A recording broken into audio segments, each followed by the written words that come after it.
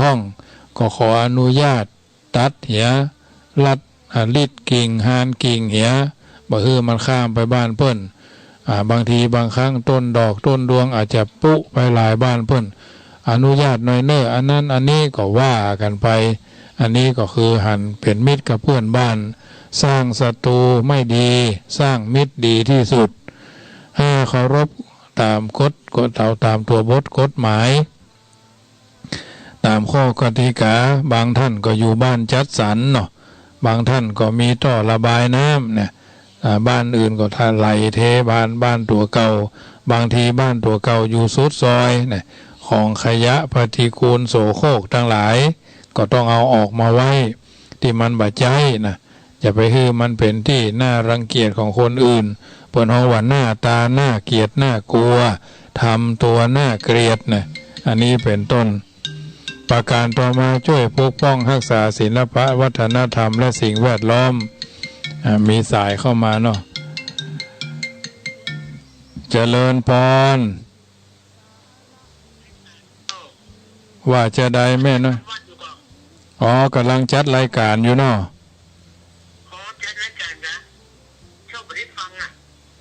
กำลังจัดรายการอยู่เนาะ104แม่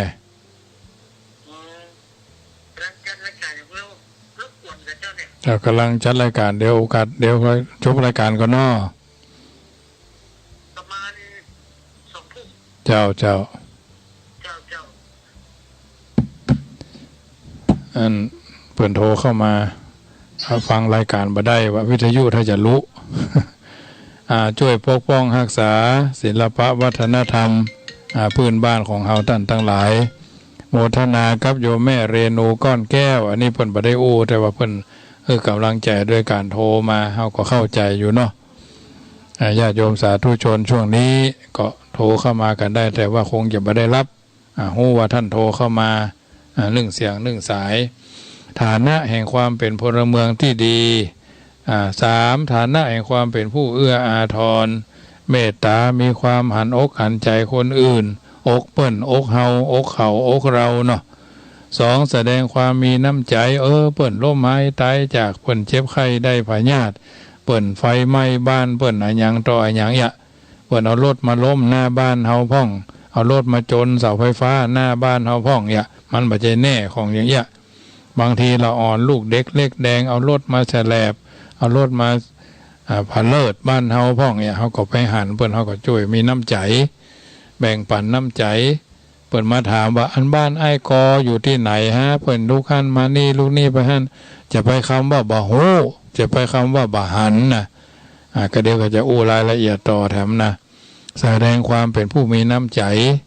น้ำเพชรที่ว่าใส่คนเหนือเฮานี่เปิ้นอู้คันถามกันได้หรอเข้ามาหาในหมู่บ้านกอหมู่บ้านขอตำบลนั่นแม้เขาจะไปไหนก็เหมือนกันญาติโยมจะไปบ้านไหนจะไปตำบลไหนญาติโยมมาทำบุญแม่อยู่บ้านไหนแต่เจ้ากับพี่น้องอยู่ทางในเมืองเชียงใหม่เนี่ยเพิ่นมาเนาะเพิ่นมาขีดมาตาลร่วมทำบุญกันเพิ่นฟังตั้งในเฟซในไลน์เพิ่นจะไปทำบุญ4 คนเนอะเพิ่นก็มาไปแอววัดท่านวัดนี่เนาะก็อนุโมทนาครับโยมแม่เนี่ยที่ฟังอยู่เนาะบ่ได้เอ่ยนามเพิ่นเพราะฉะนั้นเพิ่นก็มาขีดมาตาลกันแต่เจ้าจัดสังฆทานไว้ให้เพิ่นก็มาตาล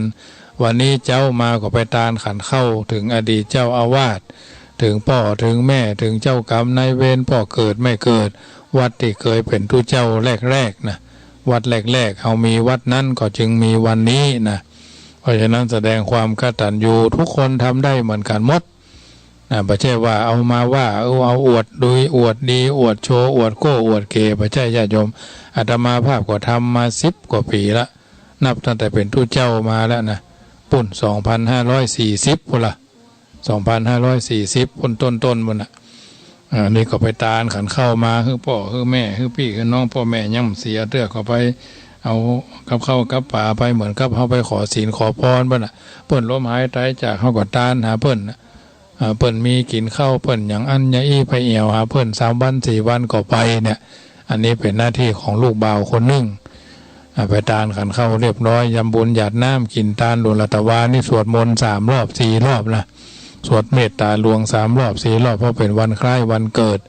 เอาเกิดวันนี้ได้พ่อแม่เอาปุดตั้งต้องประมาณเป็น3 เดือน 9 เดือนพุ่นน่ะกว่าเพิ่นไปอยู่เดือนแถม10 เดือนถึงอยู่เดือนเนาะกว่าจะได้กินหยังกินจิ้นจีปลาจีใส่เกลือก็บ่ได้เพชรก็บ่ได้กว่าน้ำนมออกมาจะเป็นเพชรเป็นอันนั้นอันนี้ผ้าพกหัวเหี่ยห้อนก็อยู่ในห้องเย็นก็อยู่ในห้องขับมาแรงมาก็ยังว่าเราต้องดูแลลูกบางทีให้แง่ตามโคมเนี่ยอุดอยู่ในห้องนะเหมือนห้องอุกกล้วยนะญาติโยมเอ๋ยเนี่ยคือแม่เนาะพ่อตัวเนาะพ่อก็ต้องไปเสาะหาว่าหากินอันนั้นอันนี้แม่มึงจะกินยังอันนี้นะต้องดูแลมาภาษาชาวบ้านก็ตัวผู้เนาะตัวผู้ดูแลตัวแม่นะตัวแม่ก็ต้องฟักไข่ดูแลลูกนะจนกว่าจะใหญ่อันเนี้ยเป็นต้นอันนี้พอมาถึงเอื้ออาทรมีเมตตาเอื้อนอกหันใจคนอื่นแสดงความมีน้ำใจ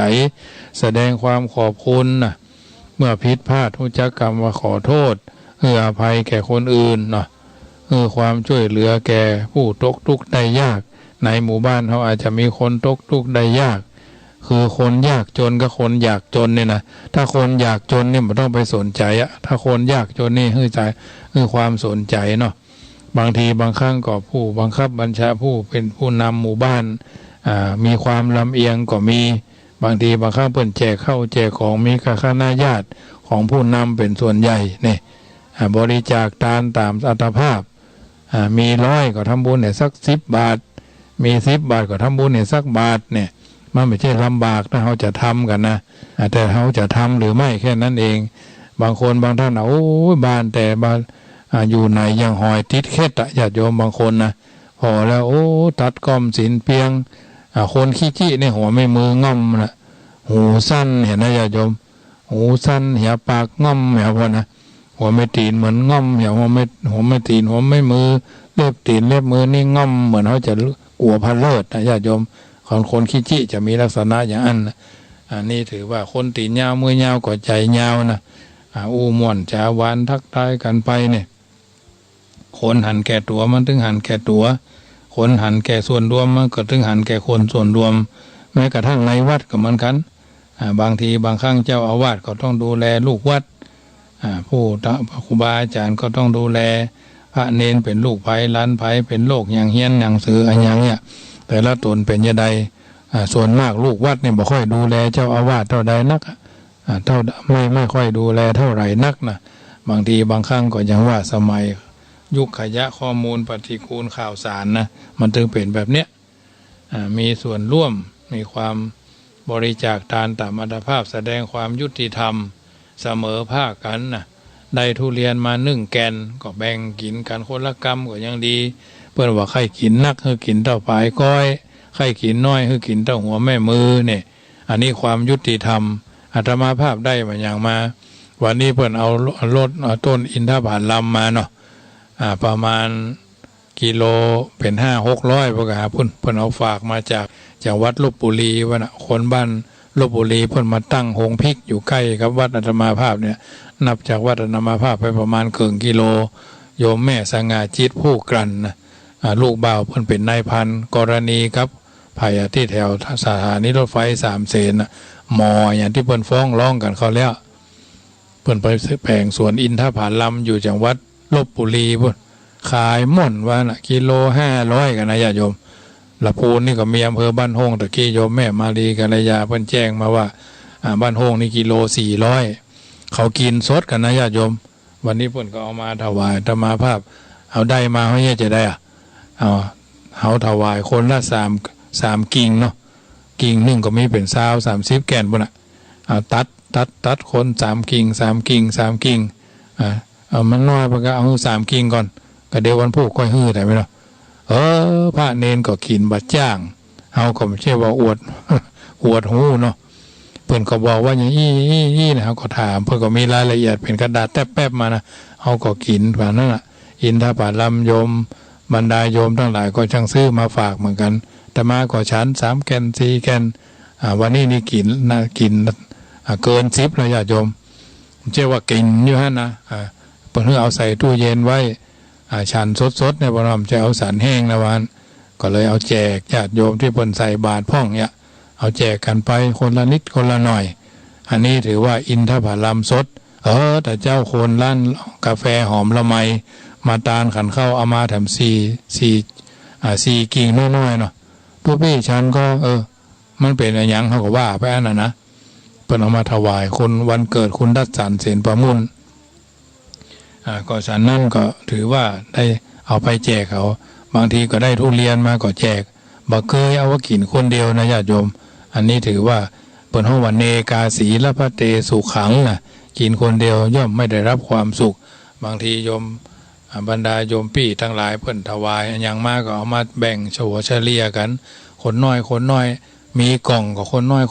คนกำ2 กำใส่ถุงใส่แยกก็จะเป็นยี่มาโดยตลอดเขาจะกินบ่กินก็จ้างเขาผมบ่มักบ่มักก็บ่เป็นหยังอันหยังเพิ่นเอาหยังมาเฮอก็แชร์กันไปจังมันเขาจะกินบ่กินมันเรื่องของเขาบางทีเพิ่นเอาแกงอ่อมมาเอาลาบมาเอาก็มาคั่วถ้าคั่วใส่น้ำไม่น้อยน้ำคลุกคลิกนี่นะมันกินได้หลายนะบางทีมันได้รสได้ชาติเราก็ต้องปรับปรุงรสให้ใหม่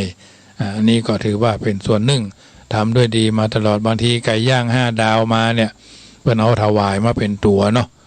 กินคนเดียวมันก็หมดแล้วเขาก็บ่ใจมักเนี่ยนะตามความเป็นจริงนะ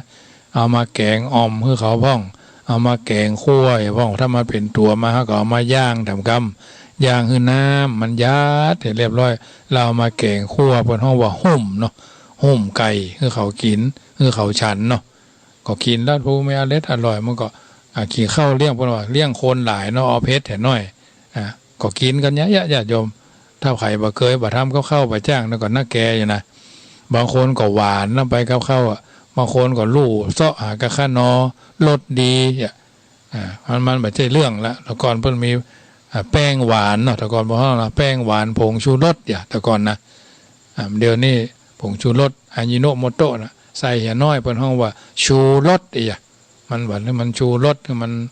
มันหมายความว่ามันเป็นพญาทั้งหมด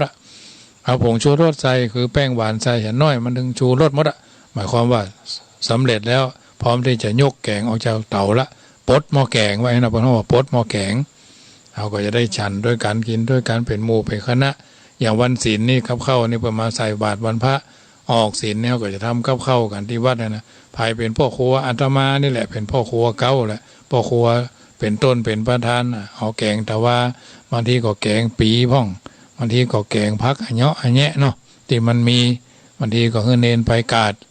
ตำน้ำพริกพ่องอะไรพ่องจะเป็นลักษณะเนี่ยอันเนี้ยอาทรเป็นผู้ใหญ่เนาะฉันกันไปนึ่งเข้าหมายความว่าออกศีลก็อุ่นเข้าเย็นนะคนเมืองเพราะว่าเข้าพอร์ตนะอันนี้ก็แจ้งให้ญาติบอกให้ญาติโยมได้ทราบปรับปรุงเปลี่ยนแปลงหมุนเวียนในการรับรายการมีส่วนร่วมในกลุ่มนะคณะสงฆ์ประกอบทำงานเป็นกลุ่มอย่างวันที่28เมื่อแรงได้ไปสวดมนต์กันที่วัดพระบาทเนี่ย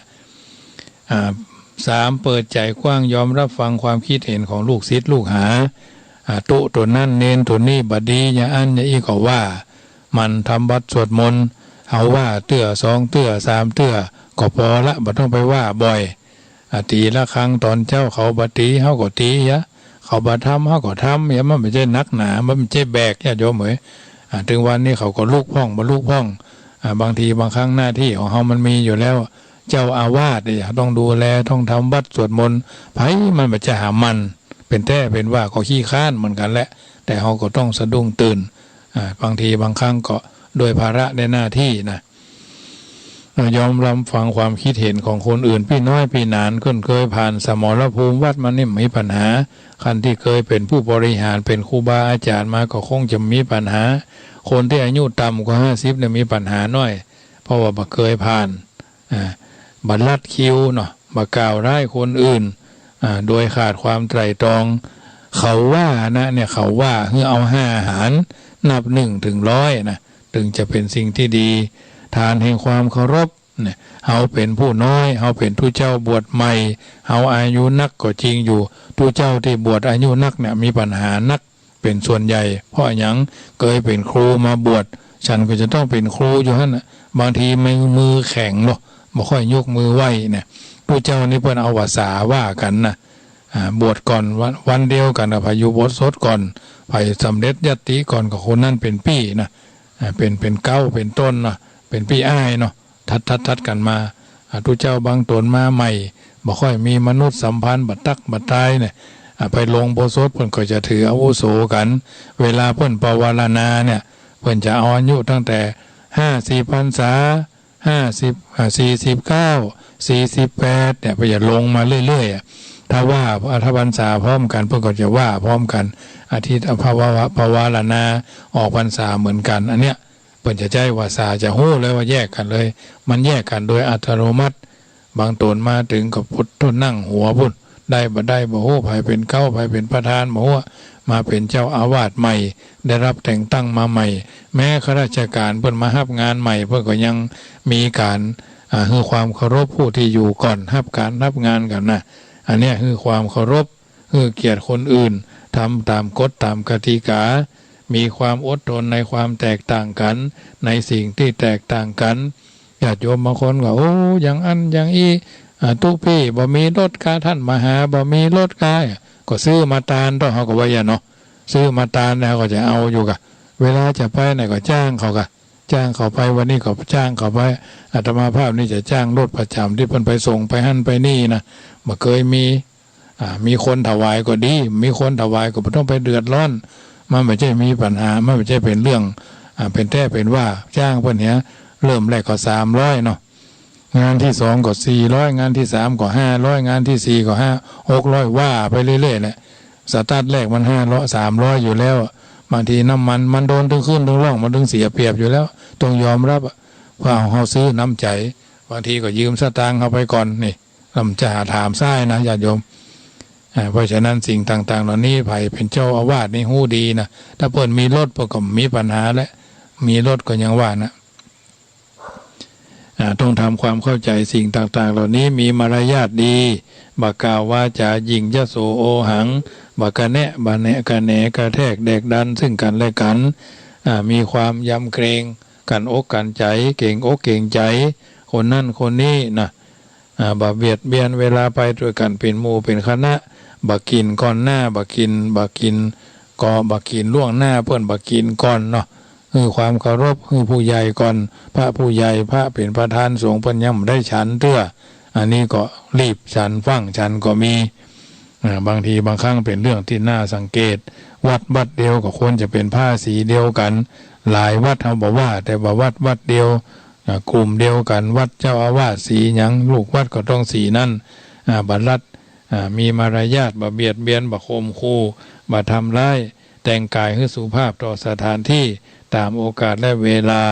วัดแต่ละวัดก็จะมีห้องรับแขกโดยเฉพาะอาตมาภาพใช้ห้องแขกที่วิหาร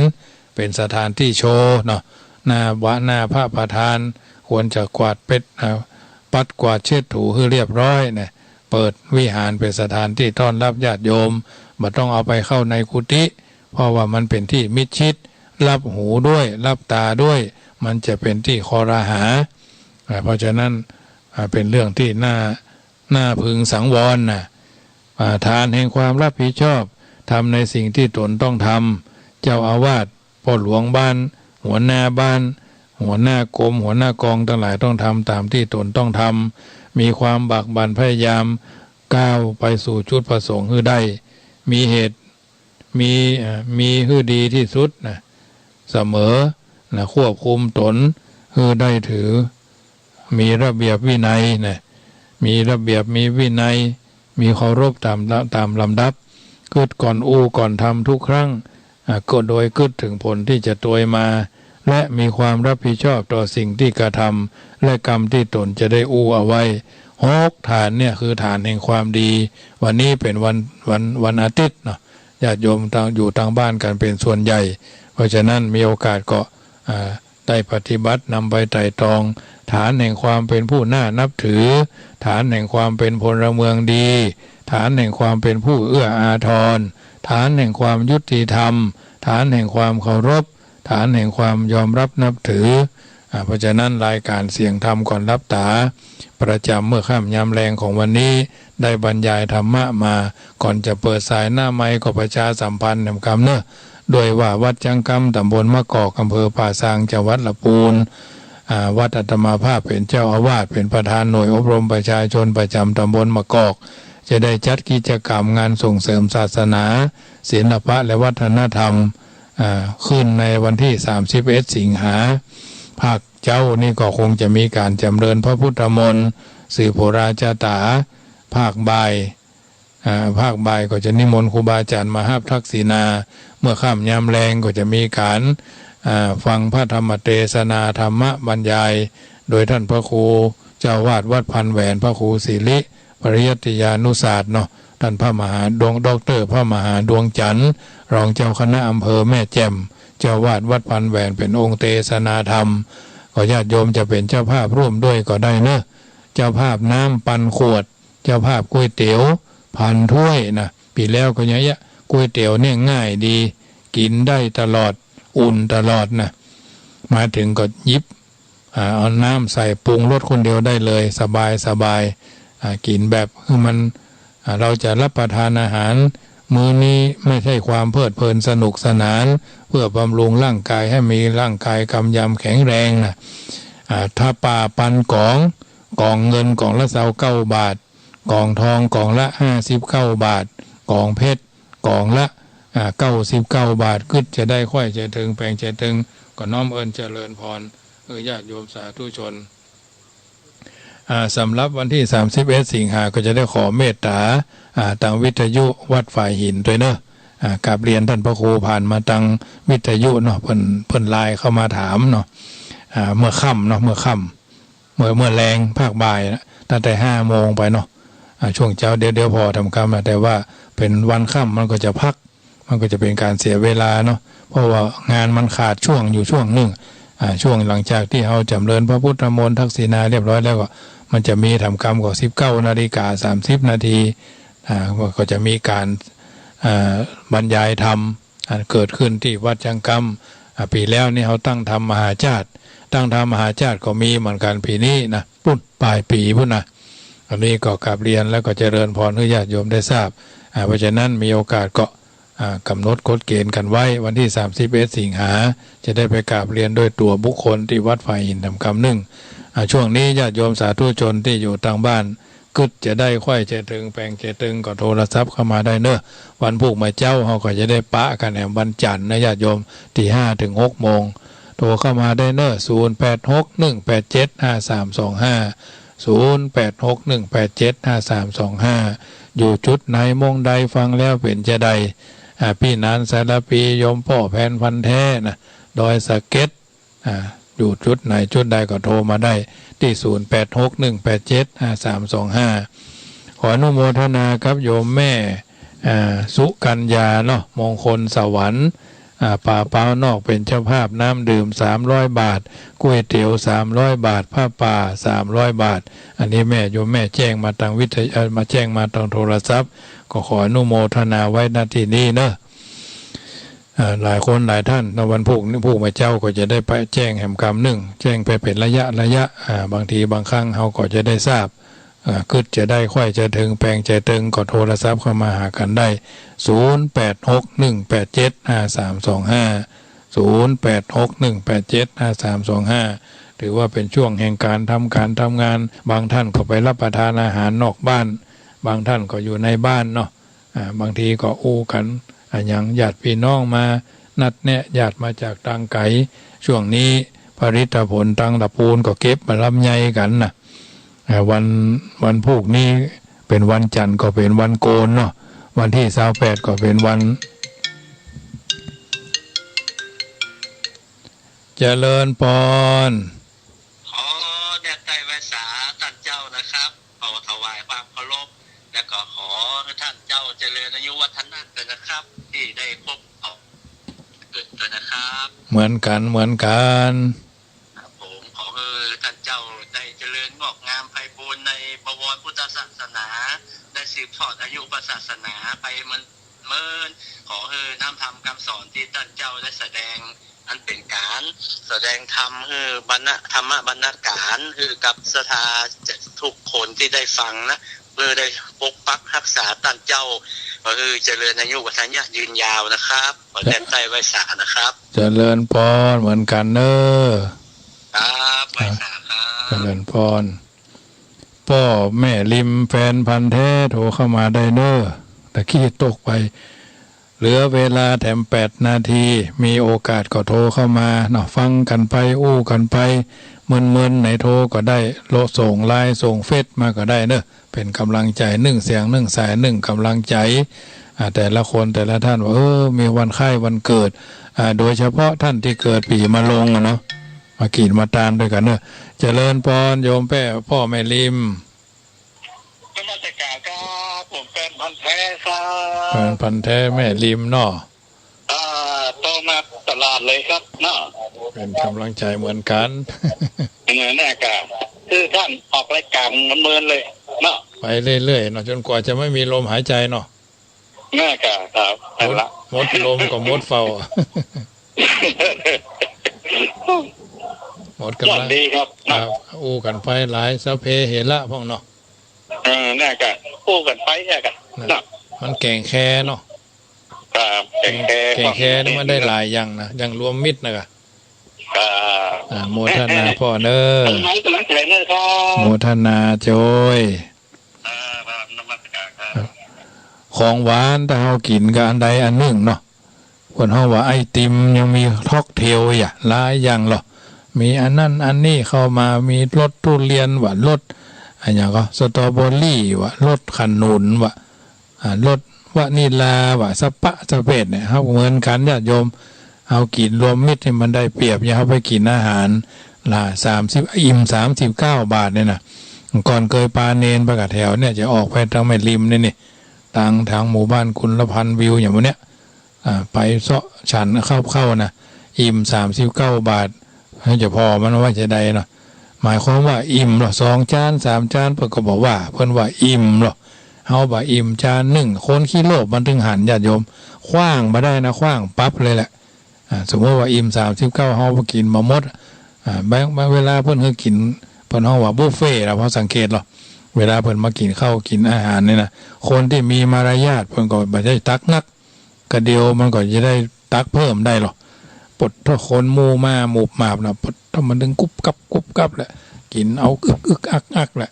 กินข้าวแกนคนที่กินข้าวแกนข้าวนั่นน่ะกินน้ำน้อยเอาสังเกตอะข้าวติดคอพ่องกินข้าวขนาดกินข้าวกับน้ำแกงก่อนน้ำแกงมีหั่นเราจะไปเสาะหาน้ำอย่างโจโลเพิ่นกินก๋วยเตี๋ยวคนจีนกินก๋วยเตี๋ยวนะตั้งข้อสังเกตนะเพิ่นโจโลมาเพิ่นปรุงอย่างว่าเพิ่นจะจิ้มไปก่อนน่ะจิ้มน้อยๆเนาะเอาจานจิ้มไปก่อนในถ้วยเฮานั้นมันจะเติมมาอย่างเขาจะไปเอาพอดีเพิ่นก็จะสดน้ำมันเนาะคนจีนเพิ่นใช้คำว่าสดน้ำเนาะสดน้ำไปจนหมดหมายความว่าเฮาหาน้ำออกมาเฮาจะหาป่านะกะหาบวกหาหนองห้วยหนองคลองบึงน่ะอย่างเดียวกันเอาไปจนหมดแล้วบอกก็จะกินข้าวคนเมืองเขาแล้วกินก๋วยเตี๋ยวอย่างใดโจโลไปก็ใส่ลูกจีนนะพ่อถ้าฮ้อนเนี่ยญาติโยมเอ้ยฮ้อนนะพ่อถ้าน้ำหูหนาน้ำตาปังละเอาว่าไปให้หยังนี่หรอก็เดี๋ยวจะจ่ายให้ก็ได้เราเตือพระนินโจโลไปบางทีก็ไปกีบเส้นเนาะเส้นก็ฮ้อนน่ะกล้วยลูกจีนก็ฮ้อนนะน้ำเขาก็แจกกระถ่ายหน่อยกับเป่าต่อดื่มน้ำสดน้ำให้เรียบร้อยให้มันคุกคิกแล้วก็ฉันไปกะกินไปรับประทานไปข้าวซอยก็เหมือนกันใจอย่างเดียวกันน้ำมันเดือดร้อนขนมเส้นก็เหมือนกันกินก็เดียวมันจะใกล้แล้วขนมเส้นนะขนมเส้นน้ำยาขนมเส้นน้ำเงี้ยวเนี่ยมันมีเพื่อนเขาว่ามีเทคนิคเนาะไม่ได้บอกใช่ว่าอวดหู้นะญาติโยมอันนี้ติเพื่อก่อล่อเพื่อพัฒนาสาระอัตธรรมฟังรายการนี้บ่เสียหลายญาติโยมเนี่ยกินก็เหมือนกันต้มยำกับอย่างกันได้ทุกอย่างถ้าใครถามสูตรใครถามยี่ห้อโทรมาได้เลยหลังจากจบรายการเนี่ยรายการนี้บอกว่าได้ทุกอย่างนะอาหารไทยจีนเนาะครัวไทยครัวจีนได้หมดยำกับสลัดกับได้นะทำได้ไม่ใช่ว่าคำทำได้ดีนะและไม่ดังแล้วก็ไม่เด่นนะคือทำดีทำเลี้ยงลูกพระลูกเนนได้200 กว่าชีวิตนะแม้กระทั่งเพิ่นเฮาว่าอย่างเพิ่นว่านะก็ต้มน้ำลวกไข่ต้มไข่แข็งไข่อ่อนไข่ยางบะตูมเนี่ยถ้าบะแต้บอกว่าบะพานนะญาติโยมเนี่ยจะได้บางคนนี่ลวกไข่โจะลวกเอาน้ำใส่หม้อเอาไข่ใส่เลยน้ำยังบะตันฮ้อนเลยนะเพิ่นเอาใส่ 3 นาทีไข่ลวกอย่า5 นาทีไข่ต้มอย่า7 นาทีไข่มะตูมอย่า10 นาทีก็ไข่แข็งก็จะโยมเหมยมันเปลี่ยนแย่ลองไปทำบทต้องน้ำเดือดก่อนเนอะถ้าน้ำบดเดือดจะไปเนี้ยเพราะฉะนั้นวันนี้รายการเสียงธรรมก่อนรับตาอาตมาภาพพระมหาประสิทธมาภินันโทได้ไปกินไปทานได้ไปทำบุญสุนทรทานวันนี้จะได้ปั่นปอนให้ญาติโยมได้รับทราบวันท่านบางคนอาจจะมีวันคล้ายวันเกิดวันนี้ก็ขอปั่นปอนปั่นโชคไว้ใจให้ญาติโยมอยู่เย็นเป็นสุขอายุมั่นขวัญยืนชูเนี่ยชูประการเพราะฉะนั้นบุญกินบุญทานแห่งการกระทำบำเพ็ญวันนี้ท่านทั้งหลายอยู่สลีทีคาไปใจทุกคนทุกท่านเพราะฉะนั้นทุกคนทุกท่านนั้นได้เกิดมาเป็นชาวพุทธว่าดีและอาจจะในวันนี้ก็หากจะเป็นวันดีสลีอันวิเศษเหตุว่าเป็นวันคล้ายวันเกิดของแต่ละคนแต่ละท่านอาจจะมาทุกต้องลัคนาจาตาผีเกิดวันเกิดยามเกิดคล้ายวันกำเนิดเกิดมาเป็นคนอยู่ในกังวลโลกล่าจะขอปั่นปอนวิธีแก่กล้าจุ่มเนื้อจุ่มหน้าเย็นใจแม่นว่าจักอยู่ก็ขอให้มีใจแม่นว่าจักไปก็ขอให้มีโจกป่าแป้ข้าศึกสัตถลูแม่นว่าเจ้าไปทางวันตกวันออกขอกใต้และหนเหนือก็ขอเคาะอย่าได้มาปานมาเชือปิด8บอกว่าจักได้ไปตากแดดตากลมเป็นเคาะพายบนอย่าได้มาใกล้เคาะต่ำใต้เตียวตินฮือตกสายเสียฮือตกสายสินน้ำกว้างฮือตกน้ำตาตั้งตังหลวงฮือได้ไหลพันพวงไปที่อื่นเป็นเคาะเป็นผื่นตุ่มคันเคาะเป็นเคาะจ้างฝันหยาบกล้าเป็นเคาะคาผีบ้าเป็นไฟเป็นเคาะจังไรฮึกหยาบได้กากาดหนีไก่หนีไปหนีไปใจไก่สุดเคาะมดภัยมดโศกมดโลกมดโลกาเปียที่จะได้มาติด8คือเคาะวิดแวดหนีไก่ตกไปกับน้ำไหลกับไปตกไปกับไฟไหลไปกับน้ำแม่นว่าผาธนาอันใดก็ขอให้สมมโนไมไฟอ้างให้ได้อยู่ดีสลีทีคาจุเนี่ยจุปการอยู่ใจได้ข้างคำศาสนาถ้าลาบต่อเต้ายาวะจีวังมาขอให้ท่านทั้งหลายอยู่